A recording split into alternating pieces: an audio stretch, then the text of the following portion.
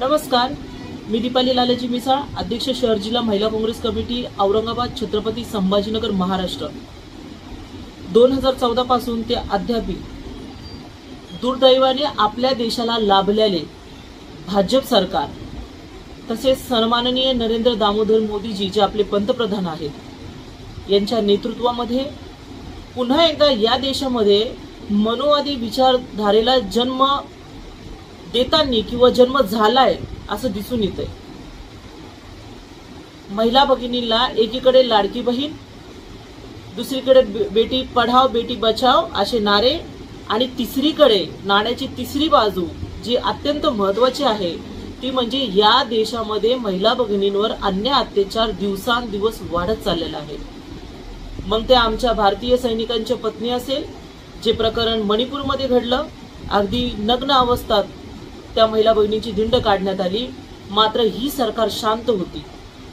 आणि आता 2 दिवसापूर्वीपासून मध्य प्रदेशच्या रीवा या ठिकाणी किरकोळ जमिनीच्या प्रकरणामध्ये काही नराधमांनी 2 महिला भगिनींना जिवंत काढलं आणि तो व्हिडिओ सगळीकडे व्हायरल होतोय।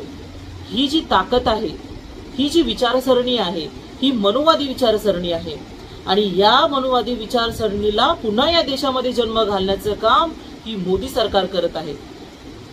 राष्ट्रीय महिला काँग्रेसच्या अध्यक्षा सन्माननीय आमच्या नेत्या आदरणीय अलकाताई लांबाजी असो किंवा महाराष्ट्राच्या आमच्या प्रदेश अध्यक्षा सन्माननीय महिला काँग्रेसच्या संध्याताई सवालाखेजी असो, यांच्या नेतृत्वामध्ये देशभरात, महाराष्ट्रभरात, राज्यभरामध्ये महिला काँग्रेस आता शांत बसणार नाही जोपर्यंत मध्य प्रदेशच्या या गुंड प्रवृत्तीच्या मनोवादी विचारधाराच्या व्यक्तीला, लोकांना जोपर्यंत यांना कडक यांच्यावर कारवाई होणार नाही, यांना शिक्षा होणार नाही, तोपर्यंत महिला काँग्रेस शांत बसणार नाही।